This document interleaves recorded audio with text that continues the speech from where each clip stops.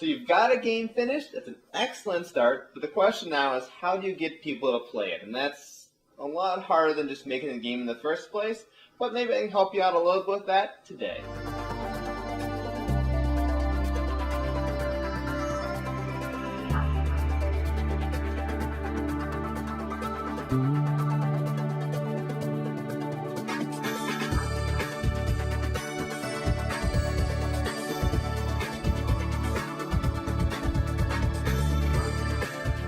Welcome to Beyond Kalidasia, the show that takes you behind the space combat miniatures game Legends of Kalidasia. I'm Jason, the creator of the game. And today we're talking about promoting your game. Because the reality of the situation is, making a game is actually really cheap anymore, thanks to all the print-on-demand services. But you still got to get people to play it.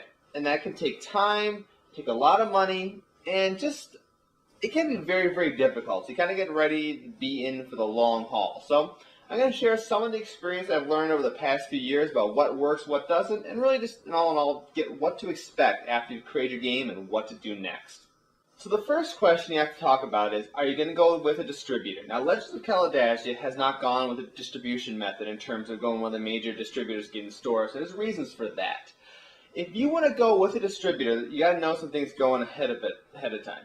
First of all, the distributor has to actually accept your products. You got to contact them, and then they got to decide to actually want to carry your product. I actually, back when I was working on Legends of Kalidasia the first time, contacted some of the major distributors, and only one of them actually got back and replied to me in a fairly nice fashion. So that's where you're starting with. The next up, once you've got, assuming you got accepted by one, you got to realize you're probably talking around 4-digit numbers of production. So we're talking thousands of units you're going to have to produce. Which, depending on your production method, that may or may not be an issue. If you're going with print on demand, when you start talking thousands, you could be getting pretty high for the service. It depends on what you're going with. If you talk about traditional manufacturing, thousands is absolutely nothing. Of course, you got to find a way to store those thousands, which is another kind of an issue. Then you got to keep in mind the distributors obviously want to sell your game. So some of them, from what I've been told, like I said, this is kind of second information, is that they expect your game to sell so many thousand copies per month, per year, whatever it may be. And if it doesn't make that, they can probably drop you, and then you're kind of back to square one. And finally, when you go to the distributor, obviously they're going to take a profit, and so is the retail store. While the details of the contracts are going to vary, you can expect that you would keep, as the manufacturer of the game, publisher, around 40% of the retail price. So be sure if you're going to go the distribution route, factor that number in to see if you can actually make a profit, where you get 40% of the retail value. I know, like, for example, with Legends of Kalidasia, if I had to make a profit on 40% of what the MSRP would be, the retail price would be so high that no one would really want to pay that amount. And that's really a side effect of the fact that it's a very low production run game. If I were to be able to mass produce it, of course that wouldn't be a real issue, but that's a lot more money up front than what I had when I started the game. So if you choose not to go with the distributor, what can you do? Well, first and foremost, you've got to have an online store to sell it. People got to be able to buy the game whenever they want. And this is a whole other topic in itself, but things break down into two categories. There's self-hosted, or essentially you're going to run a piece of software on a web server either you own, or more likely you're going to get some shared hosting plan or some setup where someone else manages the server. And you're going to run an instance of, say, WooCommerce on top of WordPress, maybe there's OpenCard, there's a bunch of them. Maybe you want to go the Drupal route if you're crazy. But those are perfectly fine, but if you want to go that route, I do recommend either you or someone you know has programming experience. Not just HTML and JavaScript, I'm talking PHP, ASP.NET, or whatever the actual back-end language that particular software is written in.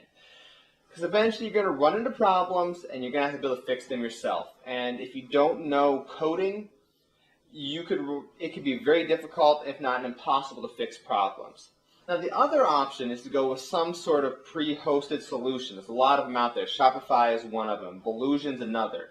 Squarespace offers various hosting plans that have e-commerce solutions. These are things where someone else does the hosting, someone else runs the website, someone else fixes problems.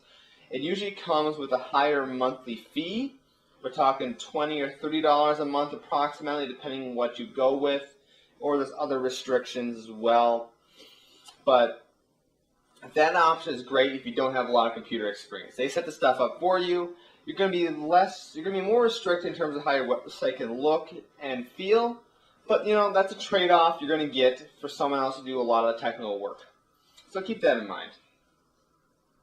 Next up are local game conventions. These can be really good for a couple reasons. One, they're going to be cheap. Most local game conventions cost less than $100 a table. Most of them around here, we're looking at $35 to $50 a table. You get up to the 100 when you're talking about maybe some of the sci-fi conventions, or you got ones that go a full weekend. So they're relatively cheap compared to some of the bigger national conventions. The other advantage is when you get these local conventions, they're so small that pretty much everybody at the convention eventually makes their way around to every vendor table there is. So pretty much everyone at the convention is going to at least see your game, and maybe you'll have a chance to talk to everybody, maybe. So that's a good thing. But the big problem with local conventions, other than the fact they're kind of small, and no matter what your game is, only going to sell to a small population. Oftentimes, time and time again, it's the same crew. So once you've been to a local game convention 2 or 3 times, pretty much everyone that's there has definitely seen your game, and if they were interested by that point, they probably already would have bought into it. So if you go back to the same convention year after year after year, sure, it's nice to go ahead and support the local groups, but keep in mind that you're probably not going to get a whole lot of customers the 4th time out compared to the 1st time. Now the next step up are national games conventions. These things are a whole different beast than the local ones because they're so much bigger. Of course, they're going to be much more expensive in terms of table cost, in terms of hotel cost, because you've got to get hotels usually for 3 or 4 days. But the big potential advantage, and I say potential, is you can get your game out to a much wider audience from a much more diverse, broad area. I've actually had people play my game from literally other parts of the world, other continents, that came to, like, Origins, for example, the 2 times I was there. The downside you're going to run into with these big game conventions is you are competing with the big boys. You're competing with Games Workshop. You're competing with Catalyst Games Labs, Mayfair Games. And if you're a new game company who doesn't have a lot of money, these companies or these conventions often have little introductory booths, but they're often going to be in the back, away from the main front of the hall where most people are. And literally, at Origins, for example, in the vendor hall, it's not an equal population distribution of all the people. Towards the front of the hall, where the big name guys are who have spent a lot of money to get those booths, there's a much higher population density of people than there is in the back. So even though you got a chance for a higher number of people, it doesn't really quite work out that way. Plus, running demos and things like that is more difficult and more bureaucratic at these bigger game conventions, and can be very, very frustrating. Going back to the local level, you have local game stores. Now, most local game stores, even if they're not interested in carrying your game right away for various reasons, and there's good reasons why they would want to do that, almost all of them are going to be friendly enough to let you come in a few times a year and run a game demo. They'll usually give you a table, set you up for a few hours, and see if their customers come in, and you can talk to them and see if any of them are interested. And if possible, if you could actually build up a large enough audience in a game store, they might be interested in carrying your game and selling it to their customers. So always check with local game stores about running demos. That's a key thing, running demos. Don't necessarily ask them right away to see if they want to carry your product. Now, another thing you could try, I did a little bit of experimentation with this with mixed results. Partially because I didn't have the statistics in place to see if they worked very well, but online ads. A lot of the smaller game sites, some of the comic sites related to gaming will sell you ads relatively cheap. You could try it out. They usually give you some sort of ad tracking, but once they get someone to your site, it's really up to you to have the analytics in place to see if that person comes and buys a copy or whatever they do. And that's what I didn't have. So I know, for example, with some of the sites that I advertise with, I might get 2 or 3 visitors a week via the ad, which, that's probably not bad, but it may not be it may end up not being worth the money for you. You just gotta run it, try it out, and see what happens. And to tie all these things together, what's really gonna sell your game as an independent game are the rules. People got to try the game out and they got to enjoy it, and they'll often, if they do like it, they'll often buy it.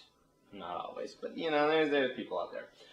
So whatever you can do to get people's exposure to your gameplay is awesome. When you have vendor tables, always go ahead and make sure there's a small demo they can run and try the game out. It catches their eye too. When you're not running your vendor table, there's an area that's set up to run game demos. Always take advantage of that. Run game demos as much as you can. If you have someone helping you out, what you do, both of you guys sit down and just play your game constantly. It's kind of funny how people are going to be attracted to playing a game, to people playing a game, more so than just seeing a game set up on the table. It's just how people are. And, you know, when they walk over, introduce them to the game, talk to them a little bit, hey, and let them sit down and take one of your 2 seats and let them play the game for a while. And if possible, what would be really cool to do is if you can actually make a deal with a local game store to where at a convention or any of the vendors at a convention, you know, those people like me at conventions who sell random used stuff, we love to have good quality merchandise. Have some other vendor table sell your game for you, obviously work out some deal, and just run demos all weekend. Try to get as many people as possible to play your game. That's really the best way you're going to sell these kind of things. So hopefully it gives you a few basic pointers of what to expect for marketing your game as an independent publisher. And if you have any questions or comments, you can send them over to kalidasiagames@gmail.com, and perhaps I'll answer them on a future show. If you have any questions about Legends of Kalidasia, or you want to try a free set of rules, head over to kalidasia.com and you can check it all out in our product section on our website. So once again, I'm Jason. Thanks for watching.